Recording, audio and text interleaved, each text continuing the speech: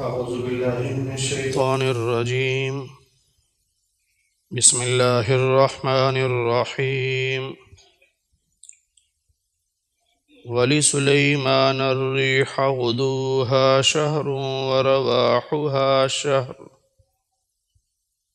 فأسلنا له عين القطر ومن الجن من يعمل بين يديه بإذن ربه ومن يزغ منهم عن أمرنا نذقه من عذاب السعير. صدق الله العظيم. اللهم صل على محمد وعلى آل محمد كما صليت على إبراهيم وعلى آل إبراهيم إنك حميد مجيد. اللهم بارك على محمد وعلى آل محمد كما باركت على إبراهيم وعلى آل إبراهيم إنك حميد مجيد.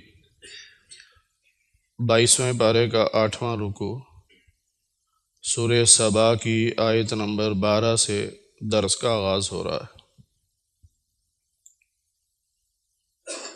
ہر زمانے کے کافر یہ کہا کرتے تھے کہ جب ہم مر جائیں گے، مٹی ہو جائیں گے، تو ہم کیسے دوبارہ زندہ کیے جائیں گے؟ تو مکہ کے کافر بھی یہی کہتے تھے۔ اس پہ اللہ تعالیٰ نے اپنے نبیوں کے معجزات کا ذکر کیا۔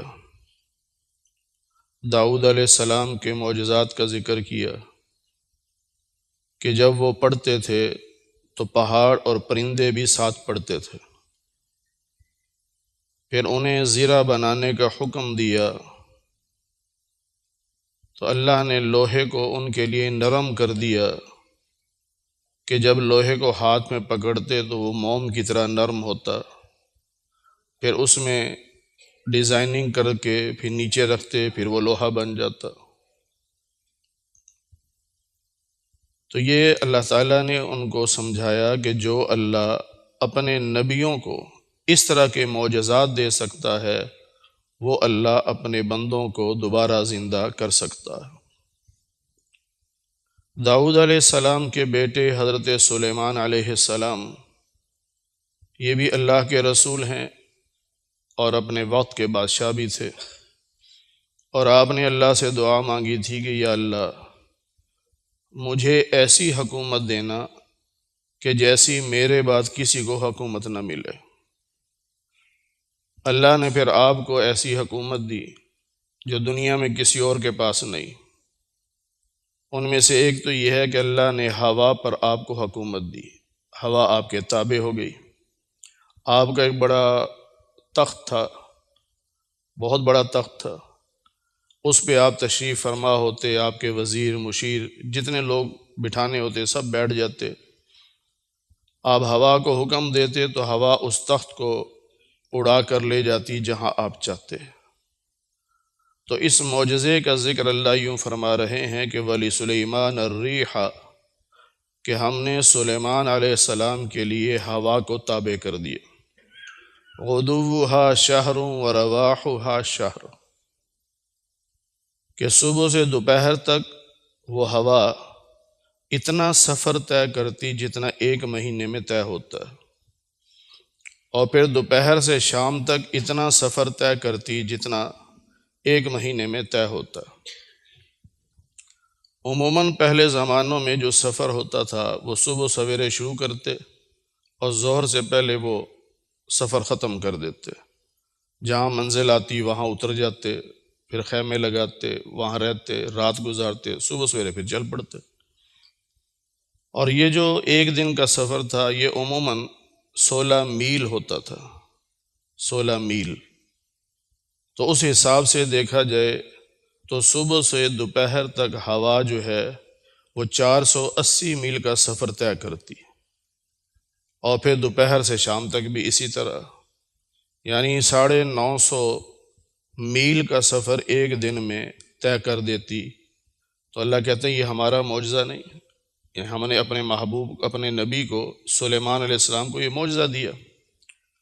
تو جو اللہ اپنے نبی کو یوں کے معجزے دے سکتا ہے تو کیا وہ اللہ خود اس قابل نہیں ہے کہ وہ تمہیں دوبارہ زندہ کر دے؟ پھر فرمایا کہ وَأَصَلْنَا لَهُ عَيْنَ الْقِطْرِ، اور ایک معجزہ یہ دیا کہ ہم نے ان کے لیے یعنی سلیمان علیہ السلام کے لیے تانبے کا چشمہ جاری کر دیا۔ جس طرح زمین سے پانی نکلتا ہے اس طرح تانبا نکلتا تھا تاکہ کمی نہ ہو، تلاشی نہ کرنا پڑے۔ اور ایک معجزہ یہ دیا کہ جنات پر بھی آپ کی حکومت آپ کے تابع کر دیا۔ تو اب جنات جو تھے وہ سلیمان علیہ السلام کے سامنے کام کرتے لیکن اللہ کے حکم سے کرتے، اور بڑے بڑے کام سلیمان علیہ السلام ان سے لیتے۔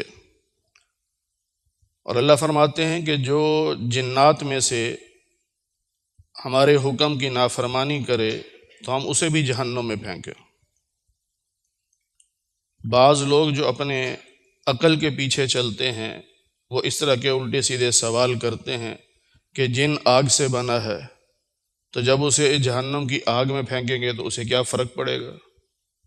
وہ تو خود آگ ہے، تو آگ میں جائے تو اسے کیا تکلیف ہوگی؟ ایک عالم سے کسی نے اسی طرح کا سوال کیا تو انہوں نے مٹی کا ڈھیلا لیا اور اس کو مارا تو وہ چیخ پڑا، کیا ہوا؟ تکلیف ہوئی؟ کیوں؟ تو بھی مٹی کا بنا ہے، یہ بھی مٹی ہے، تجھے کیوں تکلیف ہوئی؟ اس نے کہا جی مٹی مٹی میں فرق ہے۔ فرمایا آگ آگ میں بھی فرق ہے، دنیا کی آگ اور آخرت کی آگ میں بڑا فرق ہے۔ جنات کو جس آگ سے بنایا گیا اس میں اور جہنم کی آگ میں بہت فرق ہے، انہیں تکلیف ہوگی۔ پھر اللہ فرماتے ہیں کہ یعملون لہ ما یشاء، جنات وہ چیزیں بناتے جو سلیمان علیہ السلام چاہتے۔ سلیمان علیہ السلام حکم دیتے کہ بناؤ تو بناتے تھے۔ مثلا من محاریب، بڑے بڑے قلعے، بڑی بڑی بلڈنگیں، اونچی اونچی دیواریں بناؤ۔ اب جنات تو طاقتور ہیں، انسان تو تھک جاتا ہے نا، وہ تھکتے نہیں، وہ خوب کام کرتے، تو وہ بڑے بڑے کاموں سے لیتے، قلعے بنوائے، وتماثیل، مورتیاں بنواتے۔ یہ مورتیاں پہلی شریعت میں جائز تھی لیکن ہماری شریعت میں دین محمدی میں یہ حرام کر دی گئی۔ اب ہم مورتیاں نہیں بنا سکتے، نہ مورتیوں کی پوجا کر سکتے ہیں، یہ حرام ہے۔ اور آج کل ایسے لوگ پھر پیدا ہو گئے دین کے نام پر یہ شرک پھیلا رہے ہیں۔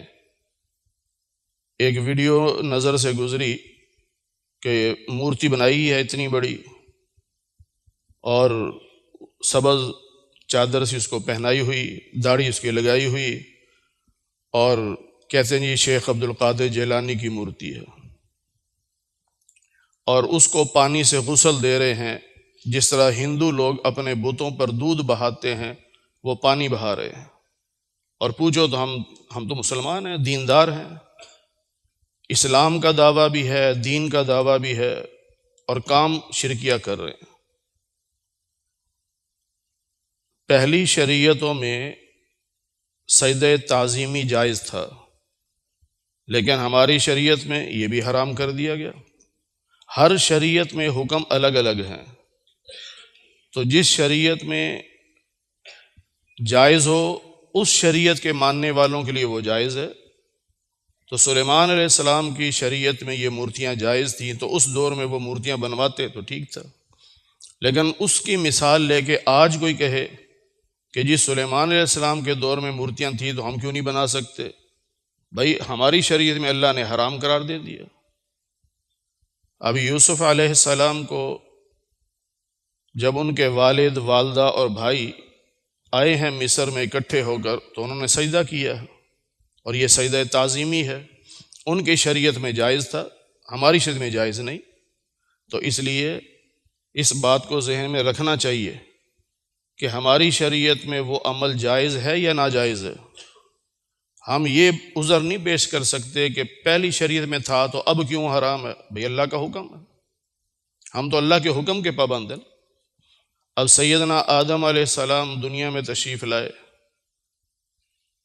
تو آپ اور آپ کی بیوی حضرت حوا بس دو میاں بیوی تھے، اور تو کوئی انسان نہیں تھا۔ پھر اولاد ہوئی، بیٹا اور بیٹی اکٹھے پیدا ہوئے، جڑواں۔ اب اگلا حمل تھا، اس میں پھر بیٹا بیٹی پیدا ہوئے۔ اب دنیا میں 2 لڑکے 2 لڑکیاں ہو گئیں۔ اب ان کی شادیاں کیسے کریں گے؟ ہیں تو بہن بھائی ہے، ماں بھی ایک ہے، باپ بھی ایک ہے، لیکن وہاں چونکہ حکم اور تھا، اللہ نے فرمایا کہ پہلے حمل کا لڑکا اور دوسرے حمل کی لڑکی، ان کا آپس میں نکاح کرا دو۔ پھر پہلے حمل کی لڑکی اور دوسرے حمل کا لڑکا، ان کا آپس میں نکاح کرا دو۔ اب اس واقعے کو لے کر آج کوئی کہے کہ آدم علیہ السلام کے بیٹے بیٹی کا آپس میں نکاح ہو سکتا تھا تو میں اپنی بہن سے نہیں کر سکتا؟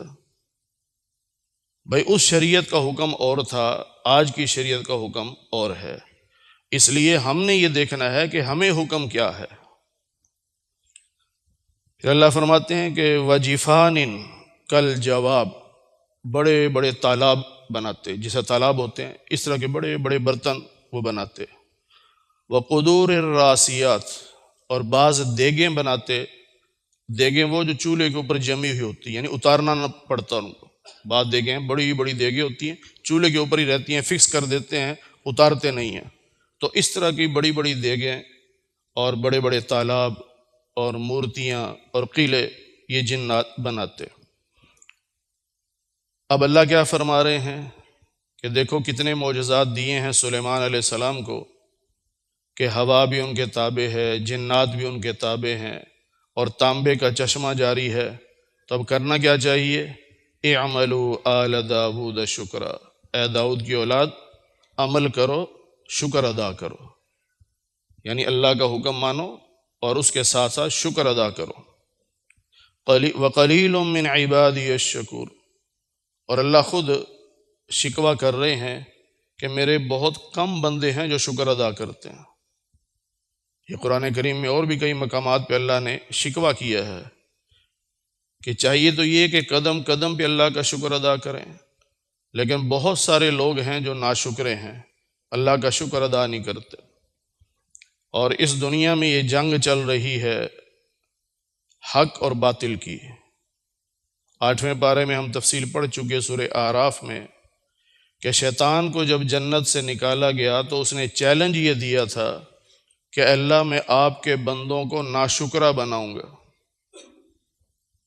اور اللہ کیا چاہتے ہیں کہ میرا بندہ میرا شکر ادا کرے۔ اب یہ جنگ ہے، اگر ہم شیطان کو خوش کریں گے یعنی ناشکری کریں گے شیطان خوش ہوگا، اور اگر شکر ادا کریں گے تو پھر اللہ خوش ہوگا۔ تو شیطان کی تو کوشش یہ ہے کہ ناشکرے بنے، تو وہ پھر ہمیں مایوس کرتا ہے، پریشانیاں دیتا ہے کہ بندے پریشان ہو کے ناشکرے بنے۔ اللہ کہتے ہیں میرے بندو شکر ادا کرو۔ تو ہمیں چاہیے کہ ہر حال میں اللہ کا شکر ادا کریں، جس حال میں بھی اللہ رکھے۔ اس لیے نبی پاک صلی اللہ علیہ وسلم کا ارشاد ہے کہ دنیاوی معاملات میں اپنے سے نیچے والوں کو دیکھو تو پھر شکر ادا کرنے کی توفیق ملے گی۔ ہم اوپر والوں کو دیکھتے ہیں تو ناشکری ہوتی ہے۔ مثال کے طور پر کسی کے پاس سائیکل ہے، وہ گاڑی والے کو دیکھتا ہے تو ناشکری آ جاتی ہے، لو جی میں کتنا غریب ہوں، میرے پاس سائیکل ہے، وہ گاڑی میں گھوم رہا ہے۔ اللہ کے نبی فرماتے ہیں نیچے والوں کو دیکھو، کتنے لوگ ہیں جن کے پاس سائیکل بھی نہیں۔ تو اب جب نیچے والوں کو دیکھے گا تو پھر شکر ادا کرے گا، یا اللہ تیرا شکر ہے۔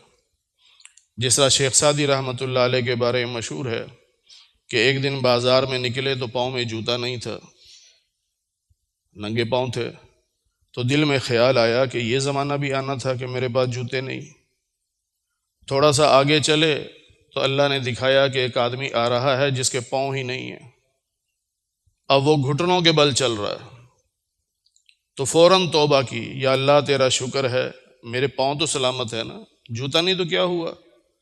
تو اس لیے دنیاوی معاملات میں ہمیشہ اپنے سے نیچے والوں کو دیکھیں، پھر اللہ کا شکر ادا کرنے کی توفیق ملے گی۔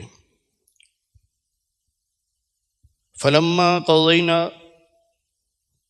علیہ الموت، سلیمان علیہ السلام پر اللہ نے موت کا فیصلہ کر دیا۔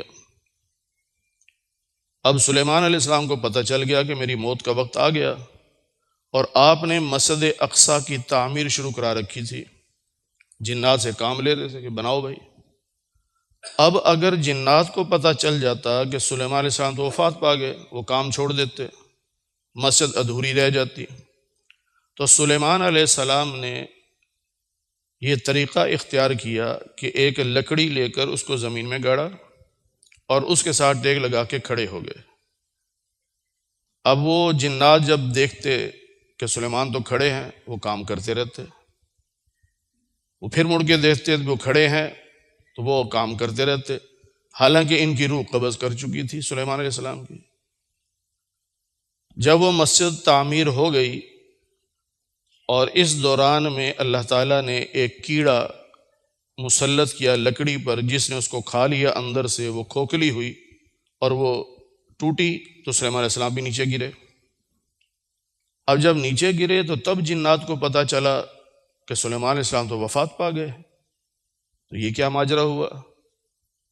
اب انہوں نے کہا جی کب وفات پا گئے، اس کا اندازہ لگاؤ۔ انہوں نے پھر اتنی ہی لکڑی لی، وہی لکڑی لی، اس میں وہی کیڑا چھوڑا، تو پتہ چلا کہ جی 6 مہینے میں یہ لکڑی کھائی ہے اس کیڑے نے، تو سلیمان علیہ السلام کا انتقال 6 مہینے پہلے ہو چکا تھا اور ہمیں پتہ ہی نہیں۔ تو اللہ کہتے ہیں کہ یہ ہم نے اس لیے کیا تاکہ جنات کو یہ معلوم ہو جائے کہ وہ غیب کا علم نہیں جانتے۔ جنات یہ سمجھتے ہیں ہمیں سب کچھ پتہ ہے، اور کئی لوگ بھی یہ سمجھتے ہیں کہ جنات عالم الغیب ہیں، نہیں سب کچھ پتہ ہے۔ غیب کا علم صرف اللہ کے پاس ہے، اللہ کے علاوہ کسی کے پاس نہیں۔ باقی جو واقعات ہوتے ہیں، جو پیشن گوئیاں ہوتی ہیں، ان کو غیب کی خبریں کہتے ہیں۔ قرآن کریم میں بھی ان کو کہا گیا ذالک من انباء الغیب، تلک من انباء الغیب، یہ غیب کی خبریں ہیں۔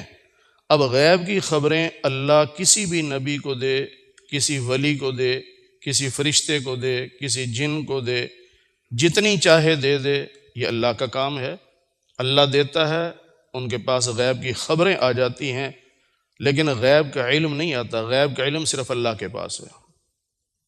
یہاں سے لوگ بات دھوکہ کھا جاتے ہیں کہ یہ نبی پاک صلی اللہ علیہ وسلم نے بتا دیا کہ فلاں قافلہ آ رہا ہے، فلاں وقت پہنچے گا، دیکھو پہنچ گیا، تو یہ غیب کا علم نہیں بھئی، یہ غیب کی خبر ہے، اللہ نے اپنے محبوب کو بتائی، محبوب نے وہ پیشن گوئی کر دی، اللہ نے اس کو سچ ثابت کر دیا، تو یہ غیب کی خبر ہے، غیب کا علم نہیں۔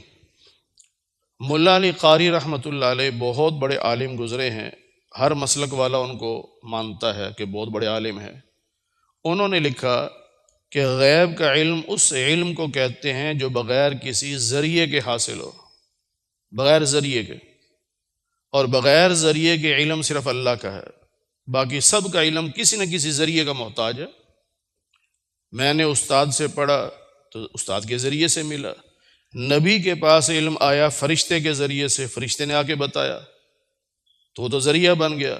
فرشتے کو کیسے پتہ چلا؟ اللہ نے بتایا، تو کسی ذریعے سے پتہ چلا نا، بغیر ذریعے کا علم نہیں تھا۔